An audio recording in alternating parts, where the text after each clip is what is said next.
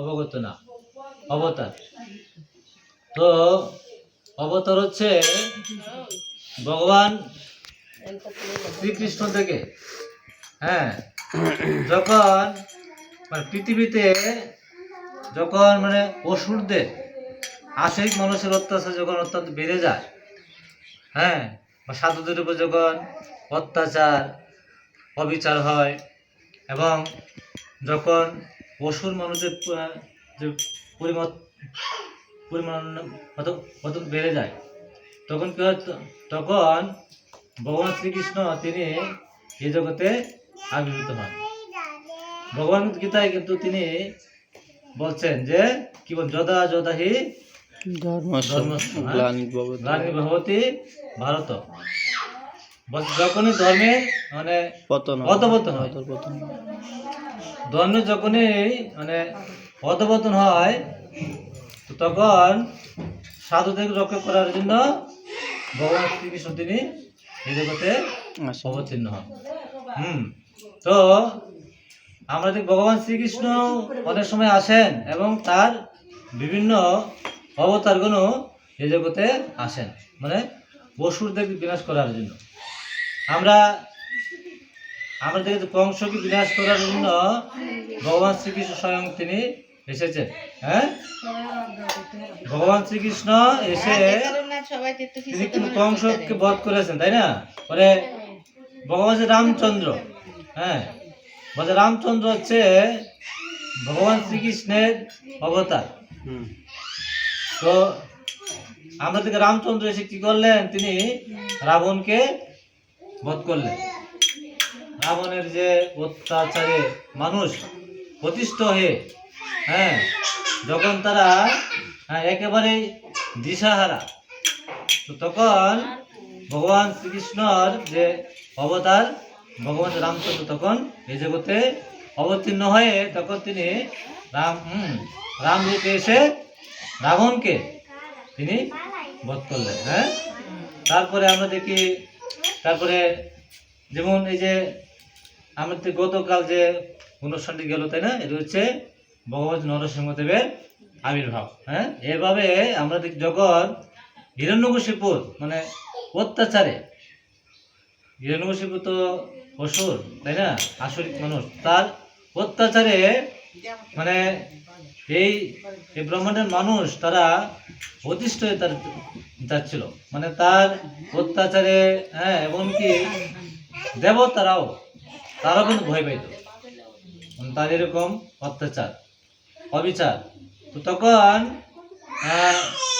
যেমন সাধারণ মানুষদের উপরেও অত্যাচার হতো এবং যারা ভক্ত তাদের উপরেও অত্যাচার হতো। তখন ভগবান নরসিংহদেব তিনি আবির্ভূত হলেন, আবির্ভূত হয়ে হিরণ্যকশিপুকে বধ করলেন। এইভাবে ভগবান তখন যখন মানে সাধুদের উপর ভক্তের উপর যখন কোনো অত্যাচার হয়, যখন কোনো আঘাত আসে, তখন ভগবান তিনি এই জগতে আবির্ভূত হন। হ্যাঁ, আমরা দেখি ভগবান যে কোনো রূপে আসছেন। ভগবান কিন্তু এমনিতে আসেন না, আসেন না। ভগবান কিন্তু মানে একটা যখন অত্যাচার অত্যন্ত বেড়ে যায় তখনই ভগবান তিনি এই জগতে আসেন। তো আমরা দেখি যে শ্রী চৈতন্য মহাপ্রভু, হ্যাঁ, আপনারা দেখতে পাচ্ছেন নিতাই গৌর না, গৌরাঙ্গ মহাপ্রভু যখন এই পৃথিবীতে যখন আসছেন, মহাপ্রভু আসার আগেও, হ্যাঁ, মহাপ্রভু তো আসছেন তো বেশি দিন না, মাত্র 540 বছর। হ্যাঁ, মহাপ্রভু পৃথিবীতে আসার আগে, হ্যাঁ, তখন মানে সাধুদের উপর অত্যাচার অবিচার, হ্যাঁ, তারপরে দেখা যায় মানুষ ধর্মহীন জীবন করছে, মানে অসৎ জীবন আর কি, যেটা তখন ভারতবর্ষে, হ্যাঁ, যে মানুষ তারা কি হচ্ছে, ধর্ম তারা ভুলে যাচ্ছে, অধর্মের প্রতি তারা কি হচ্ছে, হ্যাঁ, তারা কি ধাবিত হচ্ছে।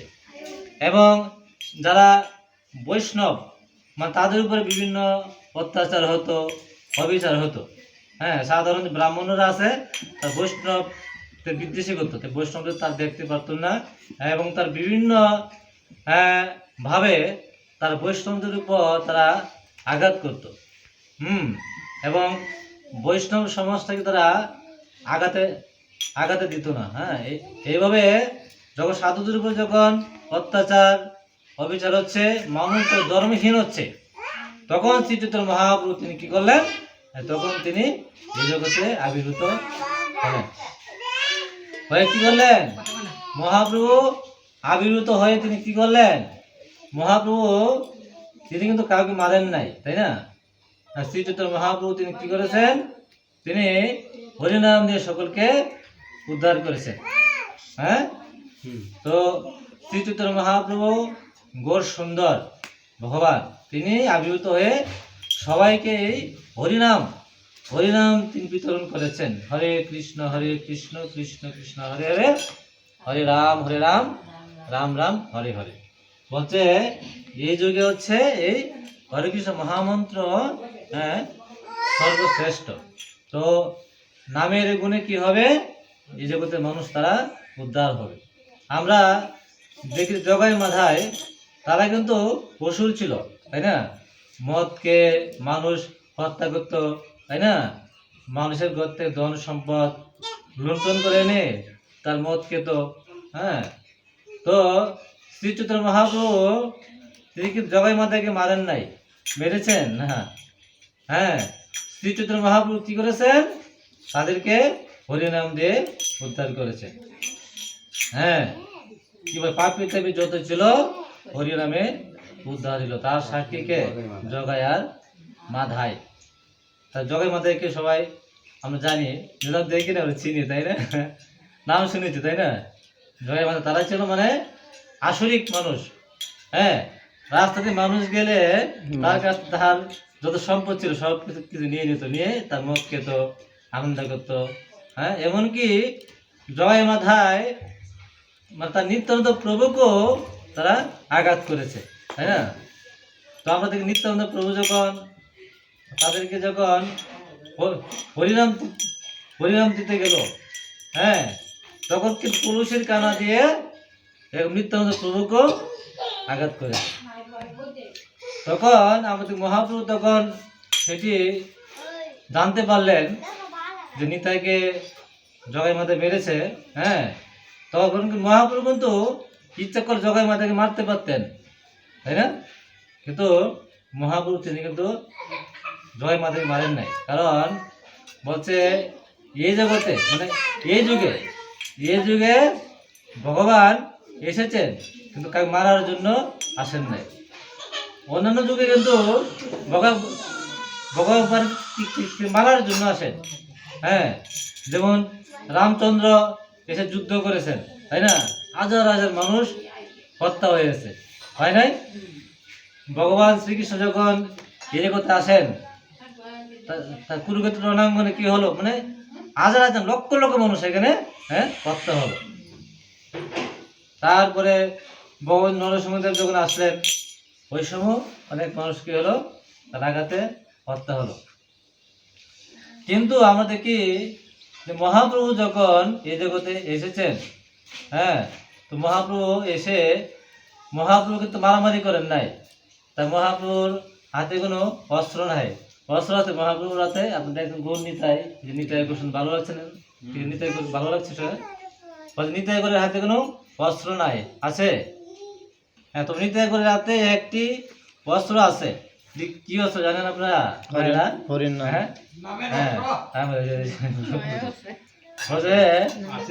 গৌরাঙ্গ মহাপ্রভুর হাতে একটি অস্ত্র, সেটা হচ্ছে নাম অস্ত্র।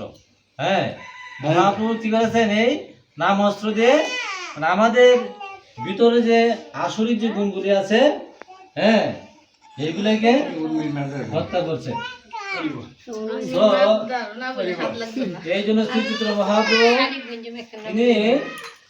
মহাপ্রভু মানে এই জগতে আসার আগে বললাম না, ভগবান তো পৃথিবীতে এমনিতে আসেন না, আসরিক মানুষদের বিনাশ করার জন্য কিন্তু মহাপ্রভু বা স্বয়ং ভগবান বা তার মানে অবতারগণ এই জগতে আসেন।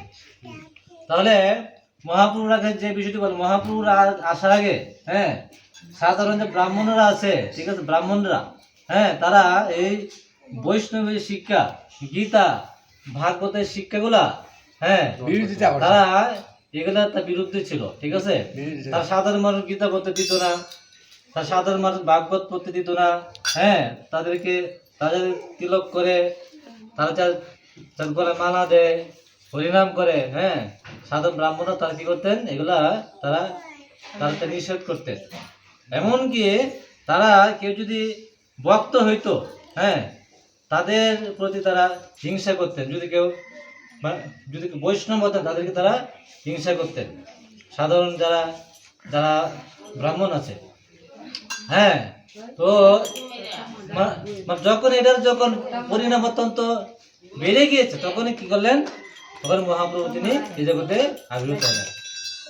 হ্যাঁ, এটা আমি গীতা শ্লোকে দেখি না যে যখন ধর্মের মানে অধপতন হয়ে যায়, যখন ধর্মের অধপতন হয়, আর কেউ এটাকে রক্ষা করতে পারবে না, তখনই কি হয়, তখনই ভগবান তিনি স্বয়ং আসেন, বা তার যে বিভিন্ন অবতারগণ, তখন তারা এই জগতে অবতীর্ণ হয়ে যারা বৈষ্ণব, যারা ভক্ত, তো তাদেরকে তিনি রক্ষা করেন। তো এই জন্য আমরা দেখি যে, যেমন আমরা এই যুগের নাম কি, এই যুগের নাম হচ্ছে কলিযুগ, তাই না। যেমন এই যুগের আয়ু হচ্ছে 4,32,000 বছর, হ্যাঁ, কারণ প্রত্যেকটা যুগের একটা আয়ু আছে, হ্যাঁ। এই যুগের আয়ু 4,32,000 বছর, মাত্র 5,000 বছর গত হলো, তাহলে আরো তো অনেক আছে, তাই না। মানে এই যুগের মাত্র শুরু। বলতে এই যে আমরা যে হরিনাম করছি, এই হরিনামের যে বন্যা, হ্যাঁ, এবং সাধুগুরু বৈষ্ণব, হ্যাঁ, তো বলছে এই যুগ শুরু হওয়ার পর 10,000 বছর পর্যন্ত থাকবে সাধুগুরু বৈষ্ণব ভগবদ্গীতা ভাগবত, ঠিক আছে। বলছে 10,000 বছর পরে কি হবে, হ্যাঁ, বলছে আজ থেকে 10,000 বছর পরে কি হবে, তখন কিন্তু গোরকলি শুরু হয়ে যাবে। তখন সাধুদেরকে কেউ মানবে না, তখন ভালো মানুষদের মূল্য থাকবে না, যারা অসৎ তাদের পক্ষে লোক থাকবে বেশি, ঠিক আছে। তখন সাধুদের উপরে অত্যাচার হবে, আক্রমণ হবে, হ্যাঁ, ভালো মানুষকে কেউ মূল্য দিবে না, ঠিক আছে। হ্যাঁ, তখন মানে হিংসা, বিদ্বেষ, কলহ অত্যন্ত বেড়ে যাবে, ঠিক আছে। তখন কিন্তু ধর্ম কর্ম এখন তো উলুধ্বনি জয়ধ্বনি পরে, তাই না। মায়েদের ঘরে সবার, আমার থেকে সবার গৃহে গৃহে উলুধ্বনি হচ্ছে, জয়ধ্বনি হচ্ছে, গীতা ভাগবত পাঠ হচ্ছে, তার বৈষ্ণব সেবা হচ্ছে, হরিনাম হচ্ছে, তাই না। বলছে 10,000 বছর পরে কি হবে, হরিনাম শোনা যাবে না, উলুধ্বনি সংবোধনী আর হবে না। তারপর প্রত্যেক ঘরে ডিজে গান হবে, ডিজে গান থেকে মা ভাই বোন সবাই একসাথে নাচানাচি করবে। এখনো তো দেখা যায়, তাই না, আমরা থেকে অনুষ্ঠানে আসলে আমি দেখি, হ্যাঁ, স্ত্রী পুত্র সন্তান মিলে কি করছে, হিন্দি ডিজে গান চালিয়ে সবাই একসাথে তারা এগুলো কিন্তু হচ্ছে, হ্যাঁ। বলছে এই যুগের শেষে তো ভয়াবহ অবস্থা হবে। বলছে এই যে 10,000 বছর পরেই কি হবে, হ্যাঁ, গোর কলি, হ্যাঁ, শুরু হয়ে যাবে। তখন কি এখনো কিন্তু দেখবেন, এখন কি পিতা মাতার মধ্যে সম্পর্ক আছে, সন্তান মায়ের মধ্যে একটা সম্পর্ক আছে, ভালোবাসার একটা আদান প্রদান, আর স্বামী স্ত্রীর মধ্যে একটা ভালোবাসা আছে না, হ্যাঁ, একে অপরের মধ্যে ভালোবাসা আছে। কিন্তু হ্যাঁ, দিন যখন যাবে তখন কিন্তু ওই যে মানুষের মধ্যে ভালোবাসাগুলি এগুলি আর থাকবে না। আমরা দেখি আজ থেকে 50-60 বছর আগে, 100 বছর আগের কথা, এই ভাগবত আছে এগুলো, ঠিক আছে। তখন কিন্তু মানুষের মধ্যে মিল ছিল, হ্যাঁ, মানুষের মধ্যে মিল ছিল, একে অপরের প্রতি সহযোগিতা করতো, তাই না, সবাই মিলেমিশে থাকতো, মানুষের মধ্যে কোনো হিংসা বিদ্বেষ, হ্যাঁ, কম ছিল না। কিন্তু বর্তমান যত সময় যাচ্ছে তখন কি হচ্ছে, মানুষের যে হিংসা বিদ্বেষ আস্তে আস্তে, হ্যাঁ, মানে বাড়ছে। তো বলছে এই 10,000 বছরের মধ্যে যদি কেউ কৃষ্ণ নাম করে, যদি কেউ বৈষ্ণব সঙ্গ করে হ্যাঁ উদ্ধার পেতে পারে, যেটা করতে মুক্তি পেতে পারে, তাহলে তো অনেক উত্তম। হ্যাঁ, আর না হয় হ্যাঁ আর এই যুগে উদ্ধারের আর কোনো রাস্তা আমাদের হ্যাঁ থাকবে না। ঠিক আছে, এই জন্য বলছে, এই জন্য যেহেতু এত সুন্দর জন্ম আমরা পেয়েছি, হ্যাঁ এত এত সুন্দর জন্মের হ্যাঁ আমাদের কি ব্যবহার করতে হবে, সৎ ব্যবহার।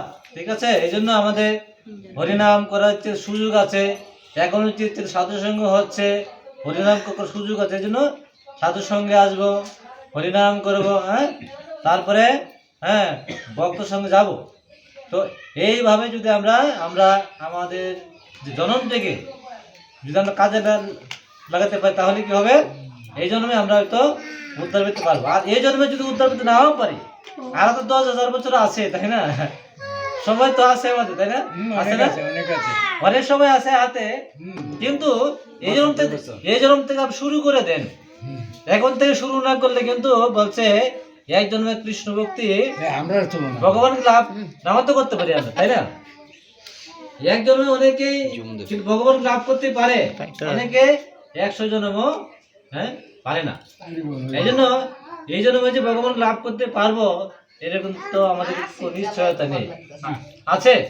এই জন্য যেহেতু এই জন্মটা আমরা পেয়েছি, এখন থেকে কি করতে হবে, ভক্তি জীবন আরম্ভ করতে হবে, ভক্তি শুরু করতে হবে। ঠিক আছে, তাহলে এই জন্মে না পারলেও সামনে যদি আর একটা জন্ম তো আমাদের অবশ্যই ভগবান যদি দেয়, তাহলে ভগবানকে ভালোবাসার ভক্তি করার একটা সুযোগ আমাদের আসবে।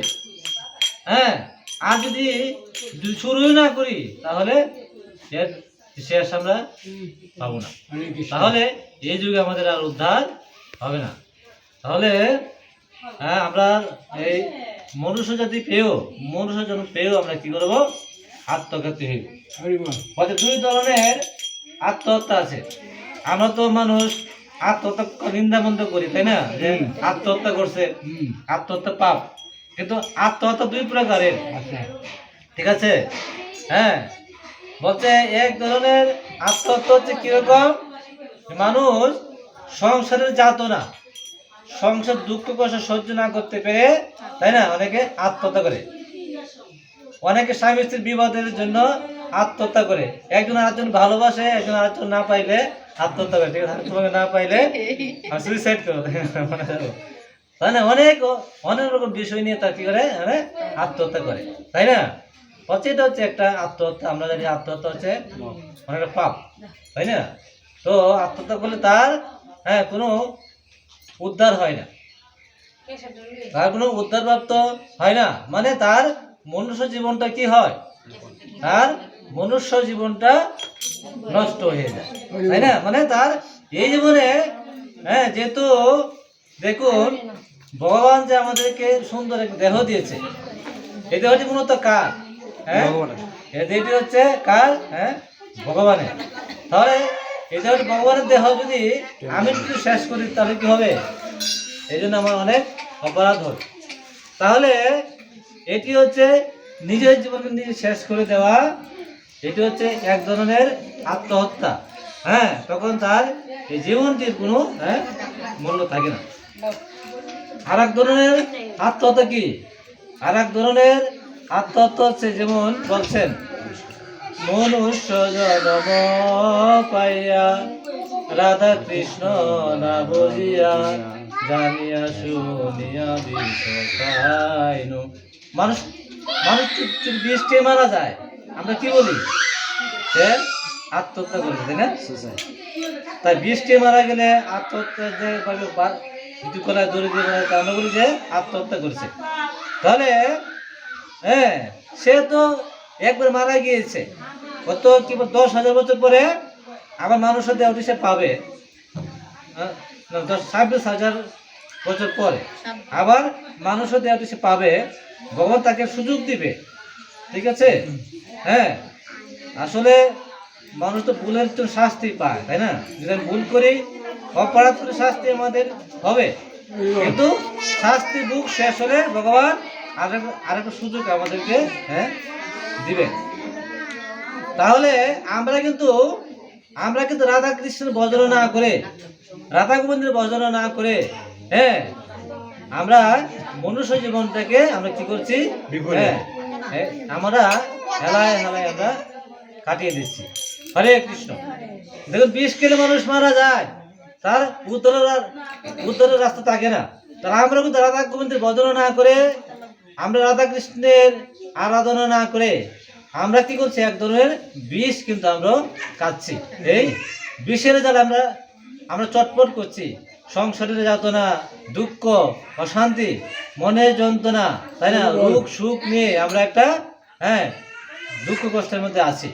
তারপরে কি হচ্ছে, আমরা মনুষ্য জীবনটাকে আমরা কি করছি, হেলায় হেলায় আমরা কাটিয়ে দিচ্ছি। মানে এই জন্ম শেষ হয়ে গেলে লক্ষ জন্ম আমরা আর উদ্ধার হইতে পারবো কিনা, হ্যাঁ, এটি কি সন্দেহ আছে, আছে কিনা?